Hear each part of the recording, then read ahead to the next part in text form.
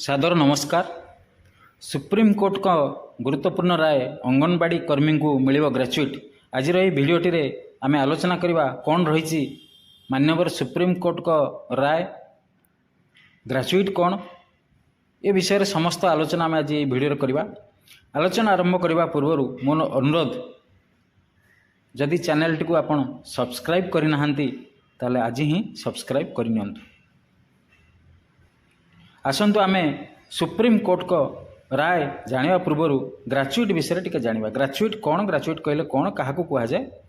तो ग्रेजुएट कहले कर्मचारी मानू अवसर पर दि जाउथिबा किछि आर्थिक साहाय्य, अवसर समय अवसर पर बा अवसर पूर्व दि जाउथिबा किछि आर्थिक साहाय्य।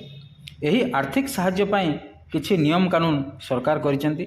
एही नियमटी होउची पेमेंट ऑफ ग्रेजुएट एक्ट 1972।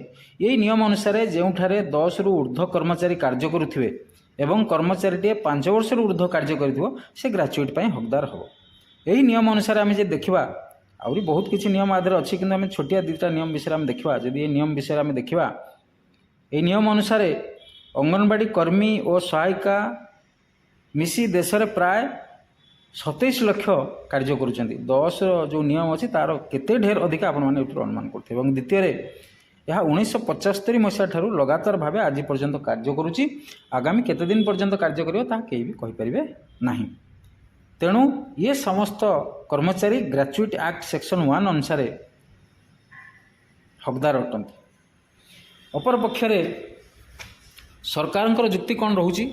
सरकार तो विभिन्न प्रकार जुक्ति देते, दुईटी मुख्य जुक्ति जहाँ आम मैंने समस्ते जाना दरकार ताकू मुझे उल्लेख करुँच। प्रथम कहते कौन ना समन्वित शिशु विकास योजना एक चैरिटी वर्क, चैरिटी।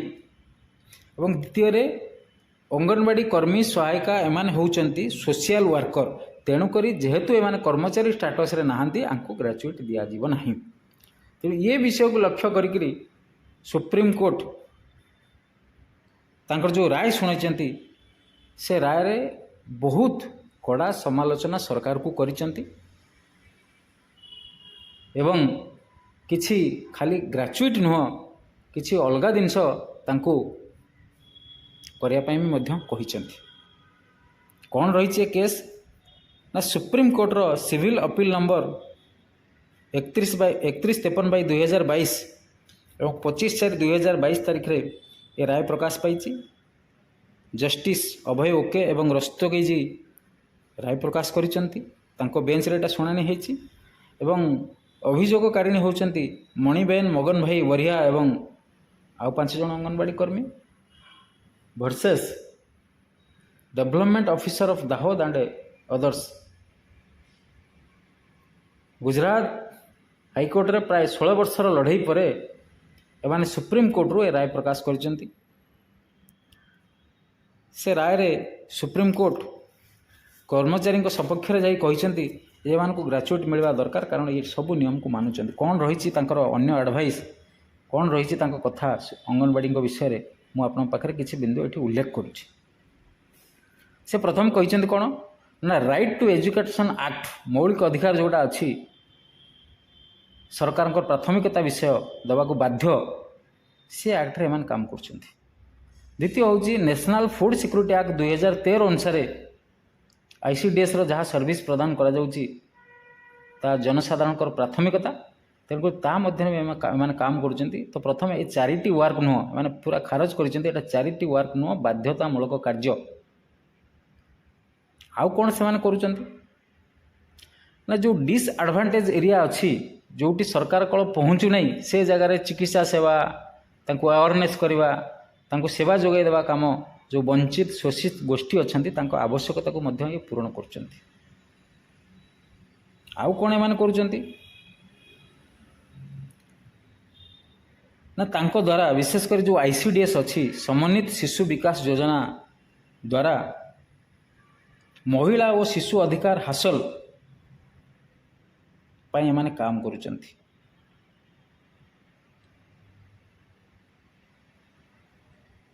आउ कौन एमाने करुचंती देशर प्राय 160 नियुत शिशुंकर पुष्टिकर खाद्यर जो आवश्यकता अच्छी तार एमाने जत्न नेउचंती।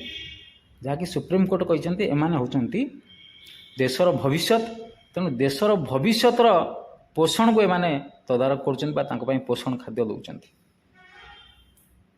आ विशेष भाव में आउरी गोटे कथा से कहते जे आईसीडीएस समन्वित शिशु विकास योजना, जातीय खाद्य सुरक्षा आईन 2013 और हिताधिकारी एमान मध्य एमाने सेतु सदृश अच्छा। ये प्रमुख विषय से सरकार को कहते, तेणुक ग्रेचुएट दवा दरकार। ता सहित से कौन कहते ना अंगनवाड़ी कर्मी और सहायिका सेवा अवस्था को सुदृढ़ करने उभय केंद्र और राज्य सरकार सामूहिक भाव विचार करने दरकार। समन्वित शिशु विकास योजना को अधिक ध्यान देवा दरकार, कारण ये महिला शिशु अधिकार हासिल पर एक आनुष्ठानिक माध्यम अटे सरकार कहते। तेणु या चारिटी भाव में आप विवेचना करतु ना, या बाध्यतामूलक कार्य अटे। गुणवत्तायुक्त सेवा प्रदान पाई कहीं जो देशर भविष्य कथा आसूची 160 नियुक्त शिशु कथा आसूची से जगह देशर भविष्य कथा आसूची। तेणुक गुणवत्तायुक्त सेवा प्रदान पाई अंगनवाड़ी कर्मी और सहायिका चाकरी शर्तावली को पुनर्विचार करा जाओ। कहीं ना चाकरी शर्तावली में सोशल वर्कर कर। द्वितीय आउ गोटे बहुत कष्टदायक शर्त ताधर लगे, से शर्त हूँ यह एक अस्थायी चाकरी कौन सी कारण न दर्शाई आपण को बहिष्कार करा जाओ। तेणु आपको पुनर्विचार करने दरकार।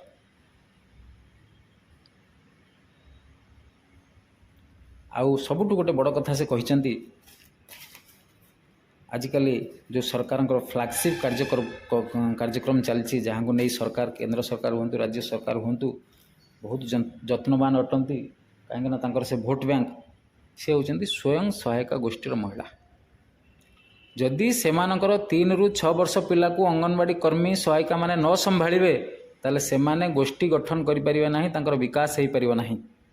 तेणु ये जेतबेले संभाळुचंती तांकर 3 ରୁ 6 वर्ष पिला को अंगनवाड़ी रे संभाळुचंती, से माने मानसिक शारीरिक रिलैक्सेशन पाउचंती, जहा द्वारा से माने संगठित हो पारुचंती एवं परिश्रम करिक 2 पैसा रोजगार कर पारुचंती। तेणु ये महत्वपूर्ण विषय अच्छी, आपको आम चारिटी भाव विवेचना करवा नहीं। ये बाध्यतामूलक काम अटे। आ अंगनवाड़ी कर्मी प्रत्येक जिनस सुधार आने दरकार। चाकरी शर्तावली सबकिछि जिनस सुधार आने सरकार को ये निर्देश देते। यह थिला सुप्रीम कोर्टर राय। ए विषय आपंकर कौन मतामत अच्छी आपन कमेंट करके मते जनइबे। एवं भिडियोटी जदि भल लगी थाए इनफॉर्मेटिव होता है ताले लाइक शेयर निश्चित करेंगे। नमस्कार। वंदे उत्कल जननी।